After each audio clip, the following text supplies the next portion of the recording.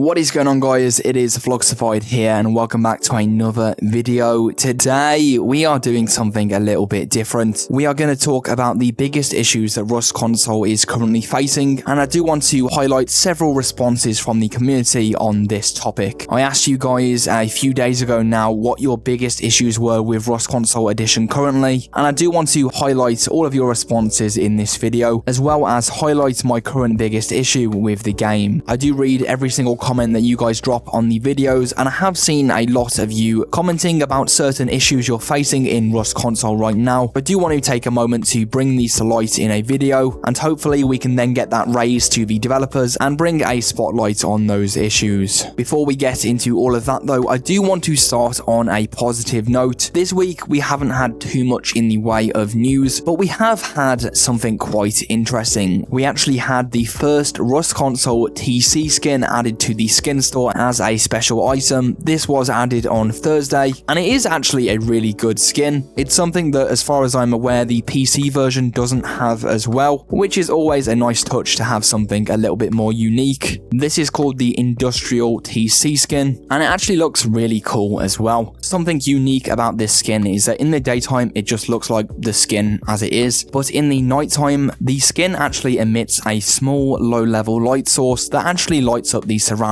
around it. It's nothing crazy like a ceiling light or lantern, but it does actually light up the surroundings a little bit around it at nighttime, and it is the first skin that actually does this, and it does make me wonder if we'll get more skins like this in the future. That's enough about the skins though. Let's jump into the main topic of this video, the current issues with Rust console at this point. Now, as I said previously, I did ask the community what their current biggest issues were with the game. I did this through a YouTube community post, and I do want to bring some of these issues to light that people did raise in the comments to that post. Starting off at number 1, we have the infamous Invalids. This one was mentioned by a user by the name of Just a Viewer, but it is something that I've seen a lot of you comment in the past as a main issue in the game. Invalids are when you shoot someone and on your side you get the hit marker, you get the sound to let you know that you actually hit them, but on their side the damage just doesn't register and it's like you never hit them at all. This has been a thing since as long as I can remember in Rust console, and admittedly I do think it's got a little bit better with the release of the new gen version, but it is definitely still an issue in the game. Since the release of the combat log last year, we've had an easier time troubleshooting when invalids actually happen, but if anything, when you actually can see that you did get an invalid shot, it definitely is very frustrating because you probably should have took that guy out, but in reality those bullets that you hit just didn't register. Now, I'm sure the developers are still looking into invalids actively, and the issue will naturally get better over time, but it is still a big issue at the moment in Rust console, so hopefully we can see fixes for this soon. Coming in at number 2, we have the Tree X glitch.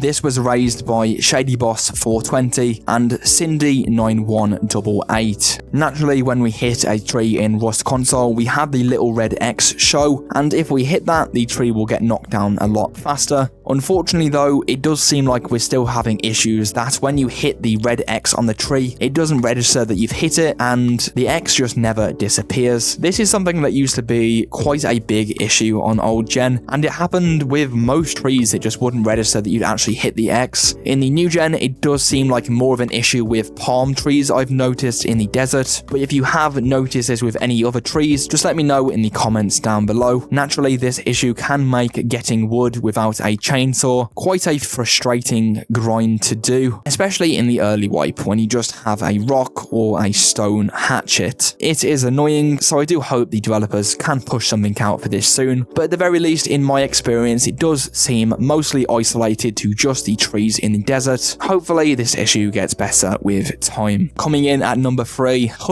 we have a good one, the Recycler audio glitch. This one has honestly drove me a little bit crazy since the start of early access. This one was another one reported in the comments by ShadyBoss420, and basically it just makes it that when you're near any recycler in the game, you can hear the sound of the recycler running even when no one's actually using it. This can create a situation situation where you think someone's recycling and you're trying to be all sneaky for like 10 minutes and it just turns out that it's a glitch and no one's actually there. Definitely can be a little bit annoying, and I really do hope we get this fixed soon. On the other side of things, I've also had situations where I thought that it was the glitch, so I've just ran up to the recycler thinking everything is fine, and it turns out that there is a guy just sitting there with a shotgun trying to run the recycler. So it is really annoying. Hopefully we can get this fixed soon. You never know. Maybe we'll see something regarding this in the next update. Coming in at number 4, we have the building in water glitch. So I actually wasn't aware of this issue until it was raised in the comments of my latest video, and I do want to thank the people that raised this in this video. Users by the name of RKCK6PL, Andrew Vigil, and also Skippy Jax. Basically, it seems like there is a bug currently that when you try to build underwater, the foundation indicator doesn't actually appear, and you're not able to see your usual red or blue foundations indicating where you can and can't build. And from the look of the comments, when people were trying to build fish trap bases and a floor stacked base, it definitely presented them with a lot of issues, and I can definitely understand why. With so many water monuments as well, such as oil rig, cargo ship, and the underwater labs, as well as anyone just wanting to build a base in the water to farm the ocean, it definitely does seem like a frustrating issue to have for those experiencing it, and hopefully we can highlight that in this video right now and let the developers know in case they weren't aware. Coming in at number 5, this is when I want to talk about my personal biggest issue with Rust console right now, and that is the current dominance of big clans and zergs on every official server. As someone that plays mostly solo or with 2 or 3 friends, I've noticed it's becoming really difficult to try and survive because everywhere you look there are just massive bases filled with 7 or 8 man teams, and it does make it really hard to survive. Now I do understand that Rust console is a game designed for any size team. People are always going to team up with as many people as they can to survive because Rust console is a game about survival, but I would like to see some things put into place to help out with smaller teams. One of the ways the developers could do this would be by adding in caves or the new rock formations from the PC version to the console version of the game. For those of you who aren't aware, building in caves allows you to make a super strong base for not too much upkeep at all, and it just won't be worth it from a raiding perspective for a big group to actually come and raid because it will just be too expensive and the loot probably won't be worth it. And the same thing as well on ground level. Hopefully we can get the new rock formations from the PC version in the console version of the game. Rock formations such as the God Rock or Throne Rock from the PC version that, as with caves, allow players to build a super strong base for not much upkeep at all, and something that will just support people in smaller groups and allow them to live under these massive clans without too much of a fear of being raided. This is something that assumably wouldn't be too hard for the developers to add to the game, and I do hope that it is something we can see relatively soon, as it is definitely quite hard as a solo, duo or trio surviving at the moment in Rust console. Now obviously this is just my opinion, but I really would love to see your opinion in the comments down below. Definitely let me know what your current biggest issue is with Rust console, and if there's any more issues you'd like me to cover in future videos. I do enjoy doing these community style discussion videos, and if you guys like it too, I'll definitely keep them coming alongside our usual update videos. For now though, if you did enjoy this video, please be sure to drop a like and also consider subscribing because I do post a video just like this every single week. Thank you for watching.